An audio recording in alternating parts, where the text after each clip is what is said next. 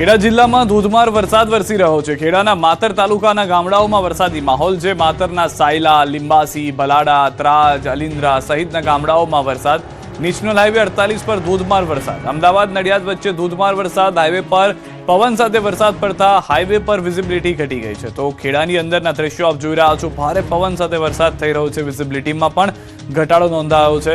સુરેન્દ્રનગર જિલ્લાના વાતાવરણમાં પણ પલટો આવ્યો છે। ભારે વરસાદ અહીંયા પણ જોવા મળી રહ્યો છે। વરસાદ જોવા મળ્યો સુરેન્દ્રનગર શહેર તેમજ જોરાવરનગર, વઢવાણ, રતનપર, ચુડાના, કુંડલા, થાન, મૂળી તાલુકાના સરા સહિતના વિસ્તારોમાં વરસાદને લઈને હાલમાં ખેડૂતો પણ ખુશ છે, સ્થાનિકો પણ ખુશ છે। ચોમાસાની શરૂઆતમાં વરસાદ ખેંચાયા બાદ બીજા રાઉન્ડમાં વરસાદથી ધરતીપુત્રો ખુશખુશાલ હોય તેવા દ્રશ્યો સર્જાયા છે। વડોદરાના સાવલીના વાતાવરણમાં પણ પલટો આવ્યો છે। સાવલી નગર અને આસપાસના ગામોમાં લાંબા વિરામ બાદ વરસાદ શરૂ થયો છે।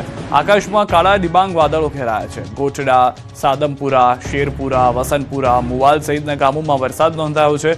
ધરતીપુત્રોમાં ખુશીની લહેર છે।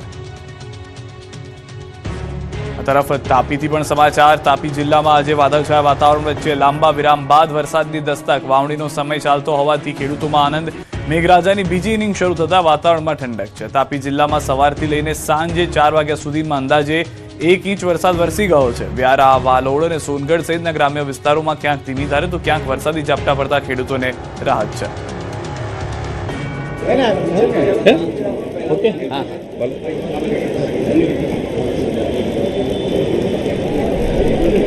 રેડી? ભગવાન જગન્નાથની 149મી રથયાત્રા અષાઢી બીજ એટલે કે આવતીકાલે સવારે નગર યાત્રાએ નીકળવાની છે। આપણે સૌ જાણીએ છીએ એમ કે શ્રમિકોની ચિંતા કરી અને ભગવાને એમની સુખ, શાંતિ અને સમૃદ્ધિ વધે એના માટે પોતે એમને દર્શન આપવા માટે અષાઢી બીજના દિવસે દરિદ્ર નારાયણના ભગવાન એટલે ભગવાન જગન્નાથ રૂબરૂ નગર યાત્રાએ નીકળે છે। આપણે સૌએ પણ આ વિરાસત આપણી સંસ્કૃતિ અને આપણી સંસ્કૃતિને મજબૂત કરવા માટે આ સમરસતાનો તહેવાર આપણે સૌ સાથે મળીને માનનીય વડાપ્રધાનશ્રીએ જે સૌનો સાથ, સૌનો વિકાસ, સૌનો પ્રયાસ અને સૌનો વિશ્વાસ સાથે આ કાર્યમંત્ર જે આપ્યો છે એને ચરિતાર્થ કરીએ આપણે સૌ સાથે મળીને અને આ તહેવાર આપણે સૌ સાથે મળીને ઉજવીએ એ જ અભ્યર્થના। આભાર। Thank you, thank you, thank you. આજે મુખ્યમંત્રી ભૂપેન્દ્રભાઈ પટેલનો મુખ્યમંત્રી તરીકે તેઓ આજે આરતી કરવા પણ પહોંચ્યા હતા। આવતીકાલે અષાઢી બીજના તેઓ પહોંચશે, પરંતુ સૌથી વધારે મહત્વની વાત, કોઈ પણ આયોજનમાં કમી ન રહી જાય રથયાત્રાનું તેનું પૂરેપૂરું ધ્યાન રાખવામાં આવી રહ્યું છે। પોલીસ બંદોબસ્તથી લઈ જે ખલાસી ભાઈઓ છે, જે સામાન્ય જનતા છે, તમામ લોકોનું ધ્યાન રાખવામાં આવશે। તો અરવલ્લી જિલ્લામાં પણ એક અઠવાડિયા પછી વરસાદી માહોલ। મોડાસાના ગ્રામ્ય પંથકમાં પણ ભારે પવન સાથે વરસાદ જોવા મળી રહ્યો છે। જીવનપુર, ભીલકુવા સહિતના વિસ્તારોમાં ભારે પવન સાથે વરસાદ થઈ રહ્યો છે। વરસાદ પડતા ખેડૂતોમાં ખુશી છવાઈ છે। મગફળી, સોયાબીન સહિતના પાકને જીવનદાન મળી ગયું છે। તો ગુજરાતના અલગ અલગ વિસ્તારો, ઉત્તર ગુજરાત, મધ્ય ગુજરાત, દક્ષિણ ગુજરાત અને સૌરાષ્ટ્ર તમામ વિસ્તારોમાં કેટલાક ઝાપટા પડ્યા છે। કેટલાક વિસ્તારોમાં 1 ઇંચથી વધુ વરસાદ થયો છે। સૌરાષ્ટ્રમાં પણ સારો એવો વરસાદ જોવા મળી રહ્યો છે। રાજ્યમાં 7 દિવસ હળવા વરસાદની હવામાન વિભાગની આગાહી। રથયાત્રાના દિવસે અમદાવાદમાં હળવા વરસાદની આગાહી। વેસ્ટર્ન ડિસ્ટર્બન્સ મોન્સૂન ટ્રફ પણ સક્રિય। ગુજરાતમાં ચોમાસાની સિઝન વચ્ચે વરસાદી માહોલને લઈને હવામાન વિભાગ દ્વારા નવી આગાહી જાહેર કરવામાં આવી છે। હવામાન વિભાગના જણાવ્યા અનુસાર આગામી 7 દિવસ દરમિયાન રાજ્યમાં સામાન્યથી મધ્યમ વરસાદી પ્રક્રિયા જોવા મળી શકે છે।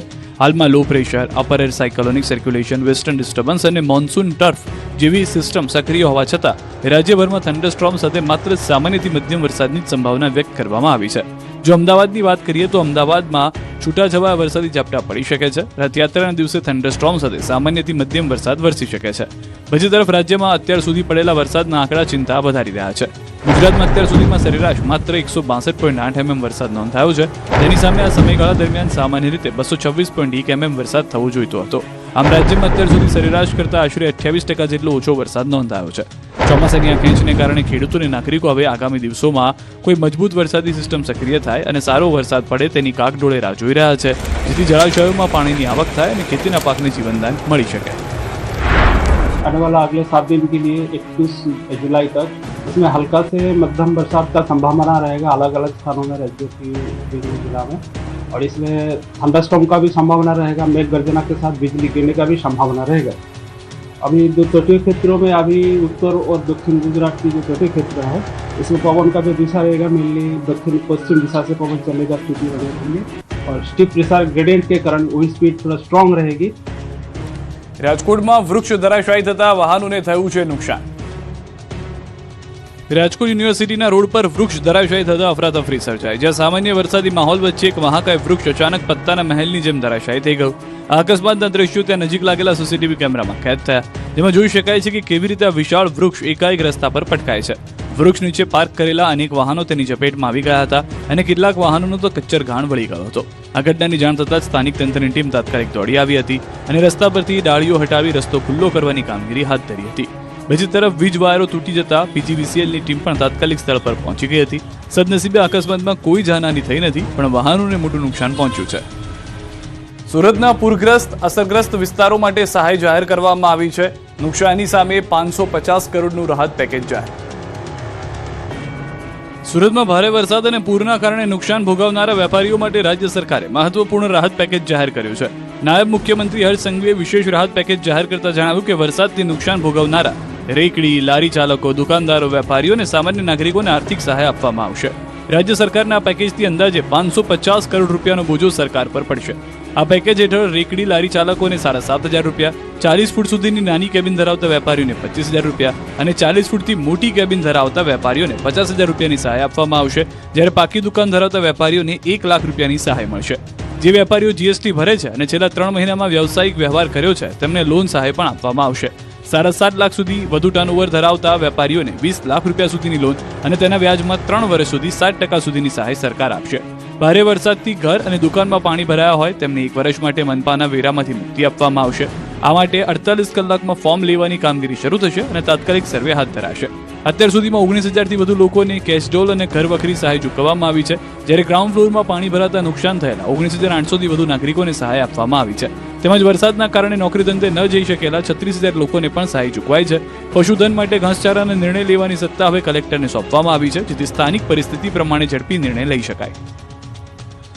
ખાદ્ય તેલના ભાવ આસમાને પહોંચતા ગૃહિણીઓનું બજેટ ખોરવાયું. મોંઘવારીના માર વચ્ચે ગૃહિણીઓને મોટો ઝટકો લાગ્યો છે. તહેવારો પહેલા ખાદ્ય તેલના ભાવમાં ભડકો થતા ગૃહિણીઓના રંગમાં ભંગ પડી શકે છે. કપાસિયા તેલ અને સિંગ તેલના ભાવમાં ભડકો થયો છે. સિંગ તેલમાં ડબ્બામાં ધરખમ ભાવ વધારો નોંધાયો. સિંગ તેલના ભાવમાં ડબ્બે 50 રૂપિયા તો કપાસિયા તેલના ભાવમાં ડબ્બે 30 રૂપિયાનો વધારો નોંધાયો.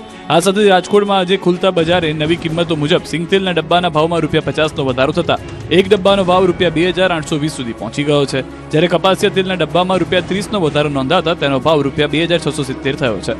આ ઉપરાંત સાઇડ તેલના ભાવમાં પણ વધારો નોંધાયો છે, જેના કારણે વેપારીઓ અને ગ્રાહકો બંને પર તેની અસર જોવા મળી રહી છે. માત્ર સિંગ તેલ કે કપાસિયા જ નહીં, પરંતુ પામોલીન અને સૂર્યમુખી સહિતના તમામ સાઇડ તેલોમાં પણ ભાવ વધારાનો સિલસિલો યથાવત રહ્યો છે. તહેવારો ટાણે જ તેલના ડબ્બાના ભાવ વધતા મધ્યમ વર્ગીય પરિવારો ચિંતામાં મુકાયા છે અને રસોડાનું આખું ગણિત બગડી ગયું છે. સ્થાનિક વેપારીઓ અને બજારના નિષ્ણાંતોનું માનવું છે કે ટ્રાન્સપોર્ટેશન ખર્ચ વધવાના બહાના હેઠળ આ ભાવ વધારો ઝીંકવામાં આવ્યો છે. તો બીજી તરફ ગૃહિણીઓ માટે મોંઘા દાટ તેલ ખરીદવા મજબૂર બની છે. તેમજ ગૃહિણીઓને ઘરનું બજેટ સેટ કરવામાં પણ તકલીફ પડી શકે છે. મહત્વનું છે કે તહેવારો આવતા સુધીમાં તેલના ભાવ હજુ પણ વધી શકે છે તેવી ભીતિ સેવાઈ રહી છે. કામરેજ બન્યું છે નકલી પ્રોડક્ટનું હબ. ફ્રૂટ બિયર બાદ હવે ઝડપાયેલું નકલી ઘીનું કારખાનું. સુરતનું કામરેજ જાણે નકલી પ્રોડક્ટ બનાવવાનું હબ બની ગયું હોય તેમ એક પછી એક મોટા પર્દાફાશ થઈ રહ્યા છે. ફ્રૂટ બિયરનું નકલી કારખાનું પકડાઈને હજુ ગણતરીની કલાકો જ થઈ હતી ત્યાં જ પોલીસે શંકાસ્પદ ઘી બનાવતી ફેક્ટરી પર ત્રાટકીને ભારે ખળભળાટ મચાવી દીધો છે. કામરેજ પોલીસે બાતમીના આધારે નવા ગામમાં આવેલી શ્રીજી ઇન્ડસ્ટ્રીઝમાં ઓચિંતા દરોડા પાડ્યા. જે તપાસ દરમિયાન પોલીસને મોટા પાયે નકલી ઘી બનાવવાનો કાળો કારોબાર હાથ લાગ્યો.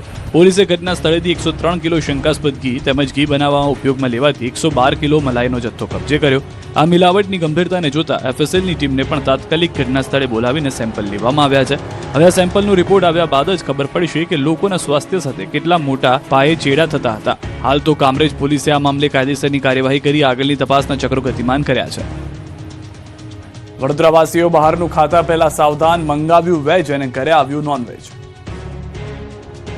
વડોદરાના ખાણીપીણીના શોખીનો માટે લાલબત્તી સમાન એક કિસ્સો સામે આવ્યો છે. જો તમે પણ બહારથી જમવાનું મંગાવતા હો તો ચેતી જજો. નટુભાઈ સર્કલ પાસે આવેલી એક જાણીતી બાર્બેક્યુ રેસ્ટોરન્ટની ઘોર બેદરકારીના કારણે એક ગ્રાહકને અત્યંત કડવો અનુભવ થયો. શુદ્ધ શાકાહારી અને બ્રાહ્મણ પરિવારે હોંશે હોંશે વેજ જમવાનો ઓર્ડર કર્યો, પરંતુ જ્યારે પાર્સલ ઘરે પહોંચ્યું અને ખોલવામાં આવ્યું ત્યારે તેમાં નોનવેજ ફૂડ જોઈને પરિવારના